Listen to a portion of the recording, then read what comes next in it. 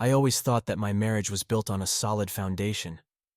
My wife and I had been together for 5 years, and I believed we had a strong connection.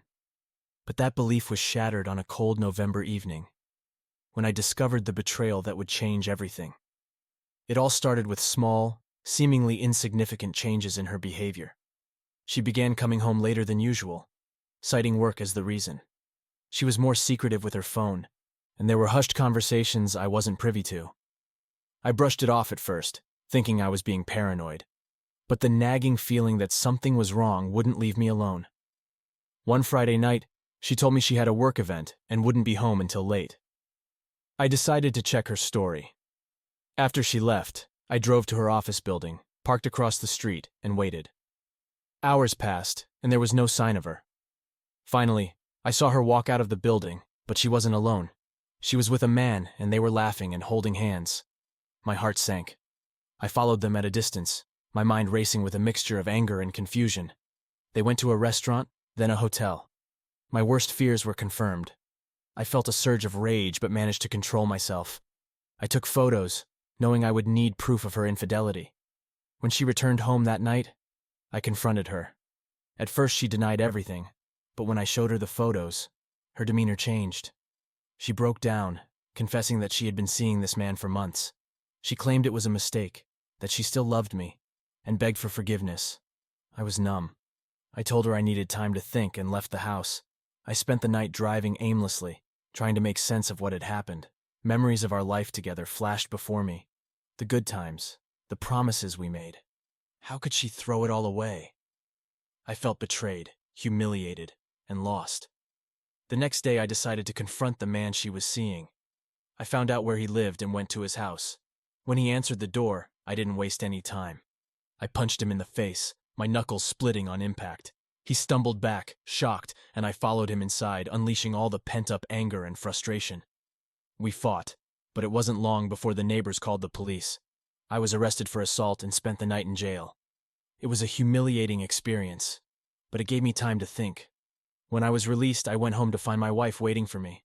She was distraught, apologizing profusely, saying she would do anything to fix our marriage. But I couldn't see past the betrayal. We went to counseling, but it didn't help. Every session was a reminder of her infidelity. The trust was gone, and without it, our relationship felt hollow. Our conversations turned into arguments, and the house, once a sanctuary, became a battleground. The tension was unbearable. One night, during a particularly heated argument, she admitted she was still in love with him. That was the final straw. I told her to leave and file for divorce. She cried, pleading with me to reconsider, but my mind was made up. I couldn't live with someone who had betrayed me so deeply. The divorce process was long and painful. We had to divide our assets, decide who would keep the house, and deal with the emotional fallout. Friends and family took sides, and I felt more isolated than ever. I tried to focus on my work, but my performance suffered. My boss, noticing my decline, suggested I take some time off. I reluctantly agreed, and used the time to sort out my life. Dear viewers, more than 90% watch my content without subscribing. If you still have not subscribed, then I ask you to do so. For me, this is the best motivation to continue. I moved to a new apartment, far from the memories of our life together. It was a small place, but it was mine. I filled my days with work, trying to keep busy. I reconnected with old friends, but it wasn't the same. I felt like a different person, scarred by the betrayal. Months passed, and the pain slowly began to dull. I started going to the gym, taking up new hobbies, and even considered dating again. But the thought of getting close to someone, of risking that kind of betrayal again, was too much. I kept my interactions casual, never letting anyone get too close. One evening, while out for a run, I ran into an old friend, Tom. We hadn't seen each other in years, but he had heard about the divorce. We grabbed a drink and caught up. He shared his own stories of heartbreak and betrayal, and it felt good to talk to someone who understood. Tom suggested I join a support group he was part of, for people dealing with infidelity and divorce. I was hesitant at first, but decided to give it a try. The group met once a week, and the first few sessions were tough. Listening to others' stories of pain and betrayal was like reliving my own. But over time, it became a source of comfort. I realized I wasn't alone. and that others had gone through similar experiences and come out the other side. One evening, a woman named Sarah shared her story. Her husband had cheated on her, and she had gone through a bitter divorce. Listening to her, I felt a connection. After the meeting, we talked, sharing more details about our lives and struggles. It was the first time since the divorce that I felt a spark of hope. We started spending more time together, supporting each other through the healing process. It wasn't a romantic relationship. Neither of us was ready for that. But it was comforting to have someone who truly understood what I was going through. We became good friends, and that friendship became a crucial part of my recovery. As the months turned into a year, I found myself slowly rebuilding my life. I focused on my career, eventually landing a promotion. I traveled, something I had always wanted to do but never had the chance. I explored new places, met new people, and rediscovered my passion for life. But despite the progress, there were still moments of darkness, nights when the loneliness would creep in, and the memories of the betrayal would resurface.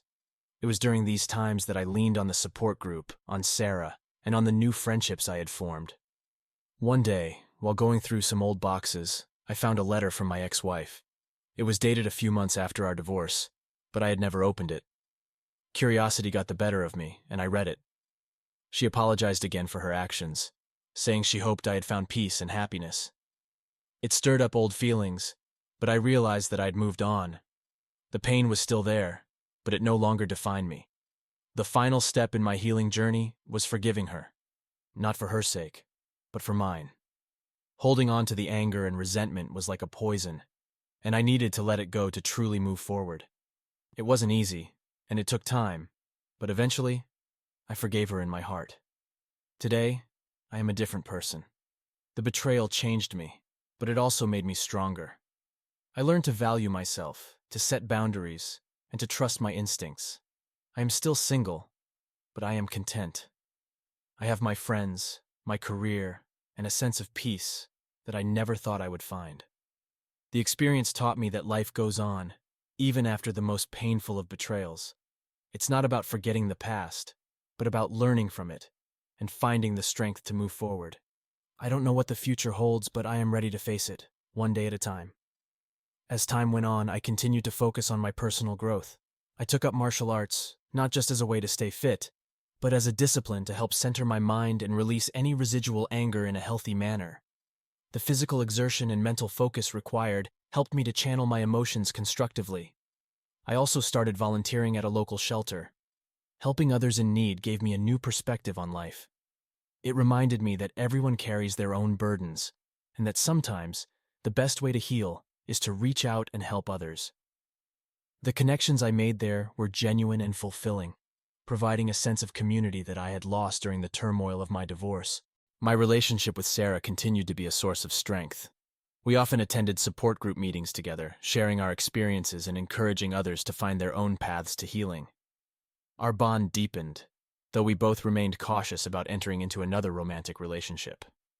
We understood each other's boundaries and respected the need for time and space to heal. One night, after a particularly emotional support group meeting, Sarah and I went for a walk.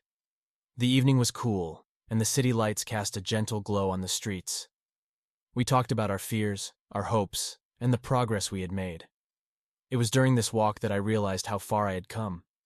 The anger and betrayal that once consumed me were now just parts of my past, not the defining aspects of my present.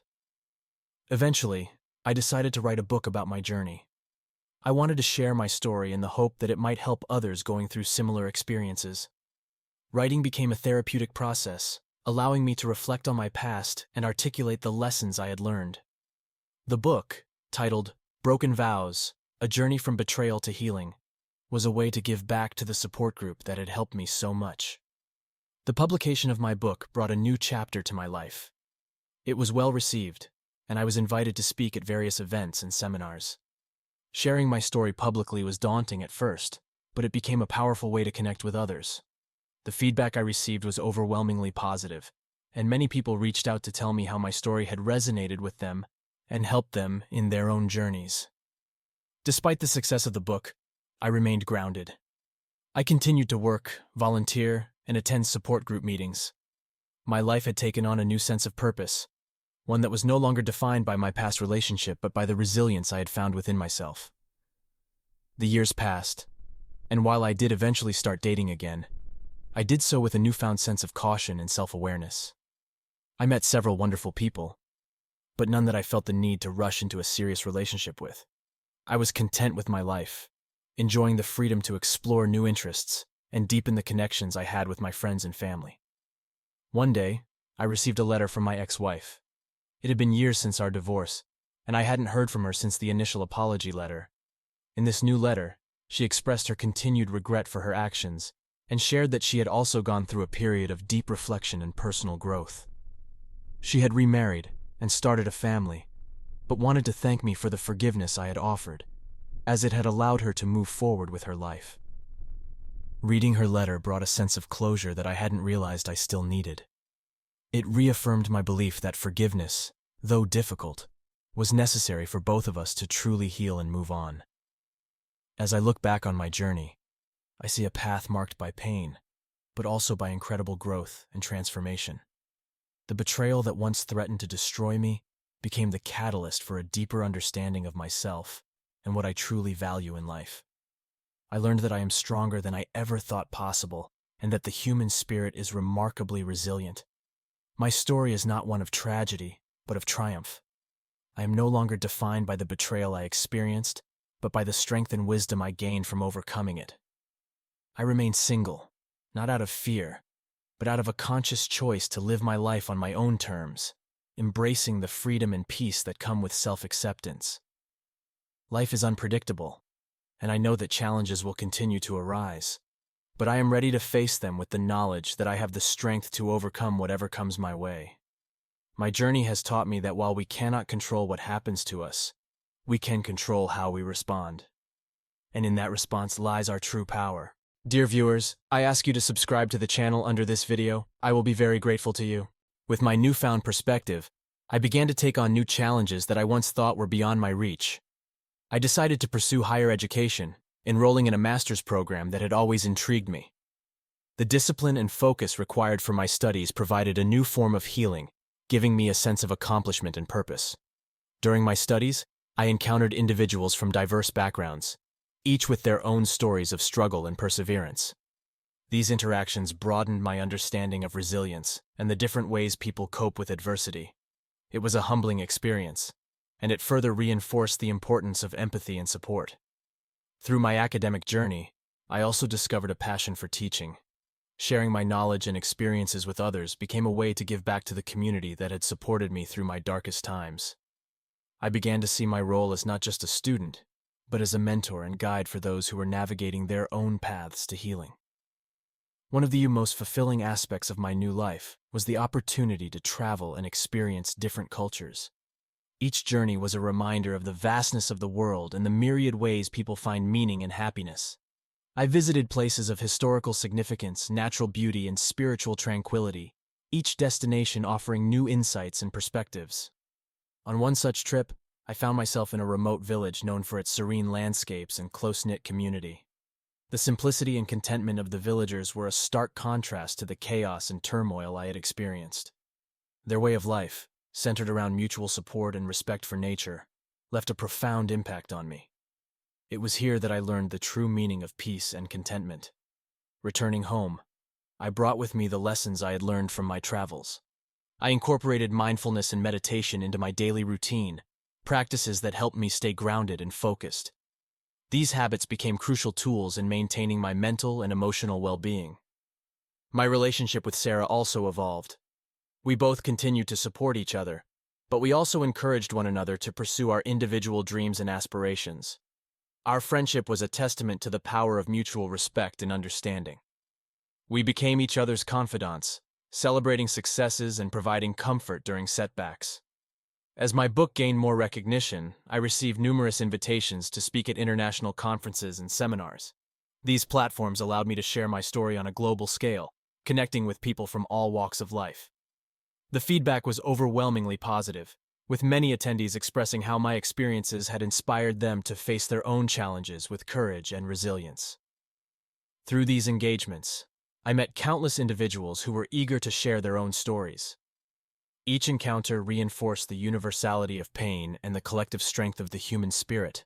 I realized that my journey was not just about my personal healing, but about contributing to a larger narrative of hope and recovery.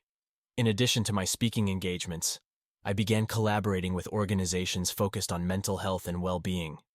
Together, we developed workshops and programs aimed at helping individuals cope with trauma and rebuild their lives. These initiatives were designed to provide practical tools and strategies, fostering a sense of community and support. One particularly memorable collaboration was with a nonprofit organization that provided counseling and resources to veterans. Hearing their stories of bravery and resilience was both humbling and inspiring. Their experiences added a new dimension to my understanding of strength and perseverance, and it was an honor to contribute to their healing process. Throughout these endeavors, I remained committed to my own growth and well-being. I continued to practice martial arts, volunteer, and nurture my relationships. My life was full, but it was balanced. I had found a way to integrate the lessons of my past with the opportunities of my present, creating a future that was both meaningful and fulfilling. As I reflect on my journey, I am filled with gratitude for the experiences that have shaped me. The betrayal that once seemed insurmountable became a catalyst for profound personal growth and transformation. I learned that true strength lies not in avoiding pain, but in facing it head-on and emerging stronger. My story is a testament to the resilience of the human spirit and the power of forgiveness and self-love. It is a reminder that even in our darkest moments there is potential for light and growth. I am no longer defined by the betrayal I experienced, but by the strength and wisdom I gained from overcoming it. In the end, I have found peace and contentment in my own company. I am no longer searching for validation from others, but have learned to appreciate and love myself. This journey has taught me that the most important relationship we have is with ourselves, and that nurturing this relationship is the key to true happiness and fulfillment. Life is a continuous journey of learning and growth. There will always be challenges, but I'm confident in my ability to face them with resilience and grace. I am grateful for the support and love I have received along the way, and I'm committed to paying it forward, helping others find their own paths to healing and strength. As I look to the future, I do so with hope and optimism. I am excited for the new experiences and opportunities that await, and I am ready to embrace them with an open heart and a resilient spirit. My journey is far from over, but I am confident that I have the tools and the strength to navigate whatever comes my way.